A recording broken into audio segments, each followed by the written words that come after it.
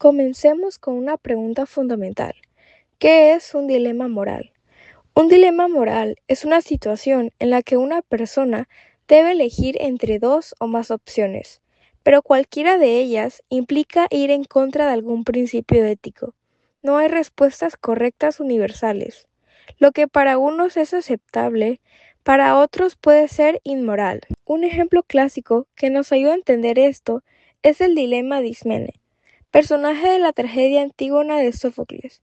En esta obra, el rey Creonte prohíbe bajo pena de muerte que se entierre a Polinices por considerarlo traidor. Su hermana, Antígona, está decidida a desobedecer para honrar a su hermano, pero Ismene, su otra hermana, se niega a participar. Ismene enfrenta un conflicto profundo. Por un lado, debe ser justa con su hermano y sepultarlo dignamente. Por otro lado, debe lealtad al rey y a las leyes. Este dilema nos muestra que nuestras decisiones morales están atravesadas por construcciones sociales. Ismene argumenta que como en una mujer en una sociedad dominada por hombres, no debe desafiar a quienes tienen el poder. Esto también nos revela algo fundamental. Las construcciones sociales sobre el género determinan incluso nuestros dilemas morales. Lo que se espera de una mujer no es lo mismo que se espera de un hombre, y esas expectativas moldean nuestras creencias y valores más profundos. En temas de género, estos dilemas aparecen con frecuencia. Por ejemplo, cuestionar si es justo que las mujeres reciban salarios más bajos por el mismo trabajo, o si es correcto que existan profesiones consideradas para hombres o para mujeres. En 2017, YouGov International aplicó una encuesta a 8.869 personas en Asia sobre si creían que la masculinidad y la feminidad son construcciones sociales. Los resultados arrojaron que el 56% dijeron que sí son construcción social y el 44% mencionaron que no lo son. Para comprender cómo las construcciones sociales de género influyen en nuestras creencias y valores, es necesario distinguir sexo y género. El sexo se refiere a las características biológicas, mientras que el género es el conjunto de ideas, normas y expectativas que la sociedad construye a partir de esas diferencias biológicas. El género no es un hecho natural, sino una construcción social que establece cómo deben comportarse, sentir y actuar las personas según el sexo asignado al nacer. Desde el nacimiento de una niña o un niño comienza un proceso de socialización de género. A través de la familia, la escuela, los medios de comunicación y el entorno social, aprendemos qué comportamientos son considerados adecuados para hombres y mujeres. Este proceso ocurre de manera constante y muchas veces inconsciente, hasta el punto de que lo cultural llega a percibirse como algo natural. Hoy, la filosofía y las ciencias sociales han desarrollado estas ideas. Un constructo social es cualquier cosa cuya existencia se debe a factores sociales, históricos, políticos o económicos que, de haber sido de otra manera, habrían dado lugar a un constructo diferente. Afirmar que el género es un constructo social significa que los tipos de conducta que se asocian al sexo, los roles de género, son contingencias que varían en función de las sociedades y no dependen exclusivamente de causas biológicas. Como dice la filósofa Susan Frank Parsons, la tesis fundamental del construccionismo social se resume en la célebre frase de Simone de Beauvoir: no se nace mujer, se llega a serlo. Esta afirmación plantea que la feminidad no es un destino biológico, sino una construcción cultural. En cambio, Aristóteles, discípulo de Platón, se apartó de la teoría de las ideas. Para él, la verdad no reside en un mundo trascendente, sino en la realidad misma. Sin embargo, al hablar de las mujeres, sostuvo posiciones que hoy consideramos problemáticas. En su obra política, Aristóteles establecía claras diferencias entre la autoridad que se ejerce entre iguales, varones libres, y la que se ejerce sobre desiguales, como mujeres, esclavos o infantes. Para Aristóteles, la relación entre hombre y mujer era una relación de sujeción natural. Este pensamiento influyó durante siglos en la forma de entender los roles de género. Otro tema fundamental es el de realidad y apariencia. Para entender cómo se construyen socialmente la realidad y la apariencia, debemos remontarnos al filósofo griego Platón. Platón desarrolló una de las teorías más influyentes de la filosofía occidental, la teoría de las ideas. Platón sostenía que existen dos mundos, el mundo sensible, que percibimos con los sentidos, y el mundo de las ideas, que es la realidad verdadera, eterna e inmutable. El mundo sensible es solo una copia, una sombra de ese mundo perfecto. En su famosa alegoría de la cueva, Platón describe a prisioneros encadenados que solo ven sombras proyectadas en una pared y creen que esas sombras son la realidad. Esta metáfora es perfecta para entender los constructos sociales sobre el género.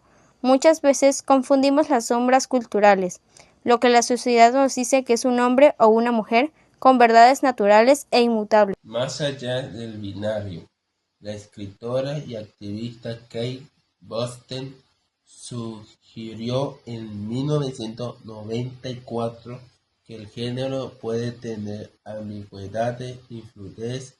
La fluidez de género es libertad de elegir sin reglas ni expectativas fijas. Mi entidad no encaja en hombre o mujer. No soy un hombre que falla en ser masculino. Vivo fuera de eso. Categoría. Para Platón esto sería impensable porque su mundo de ideas era fijo, interno, pero hoy entendemos que la identidad puede ser más diversa que la categoría que heredamos. En una investigación publicada en 2019 por la Revista Internacional de Investigación Ambiental y Salud Pública, muestra que las mujeres están constantemente presionadas para cumplir estándares de belleza, mucho más que los hombres. Esa presión está en la publicidad, en las redes, en las miradas de los demás. Aristóteles veía esto como natural. Hobbes, siglos después, diría que es solo un convenio, un acuerdo social que podría ser de otra manera.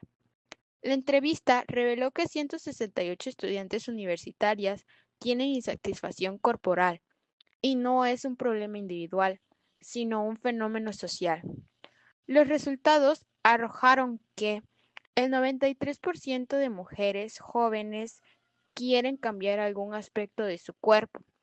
El 15% de mujeres expresan insatisfacción con su peso o figura. El 10% de mujeres consideran seriamente hacerse cirugía plástica. El 5% de mujeres mayores de 50 años insatisfechas con su apariencia.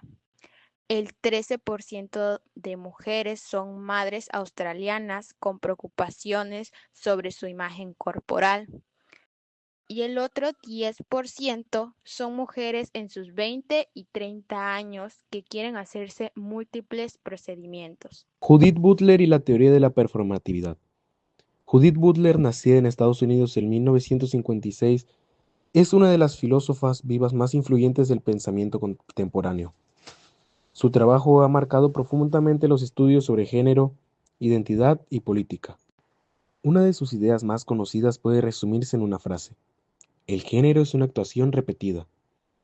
Con esta afirmación, Butler cuestiona la idea de que las identidades de género, ser hombre o mujer, sean simplemente una consecuencia directa de la biología. Pero Butler hace una distinción crucial. No es lo mismo decir que el género es performado que decir que es performativo. ¿Cuál es la diferencia? Cuando decimos que el género es performado, generalmente significa que nos hemos tomado un rol o que estamos actuando de alguna manera. Decir que el género es performativo es un poco diferente, porque que algo sea performativo significa que produce una serie de efectos. Actuamos y caminamos y hablamos de maneras que consolidan la impresión de ser un hombre o ser una mujer. Para Butler, con el género pasa algo similar. Al nombrar a una persona hombre o mujer, incluso desde antes del nacimiento, no estamos constatando un hecho biológico, sino realizando una serie de normas sobre cómo debe comportarse, vestirse, relacionarse esa persona. Para terminar, recordemos que reconocer el carácter construido del género no es negar su importancia, sino abrir la posibilidad de construir sociedades más justas, donde las personas tengan mayor libertad para definir quiénes son, donde cada persona pueda vivir su identidad libremente. Segundo, que el debate filosófico sobre el género nos invita a cuestionar lo que damos por sentado. Como dice Butler, actuamos como si ese ser hombre o ese ser mujer fuese una realidad interna, pero en realidad es un fenómeno que se produce todo el tiempo. En tercera, podemos decir que la distinción entre realidad y apariencia que planteó Platón sigue siendo útil. Muchas cosas que consideramos naturales son en realidad construcciones culturales, apariencias, que hemos tomado por esencias.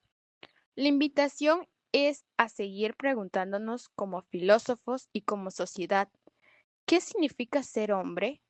¿Qué significa ser mujer? ¿Y quién tiene el poder de definirlo?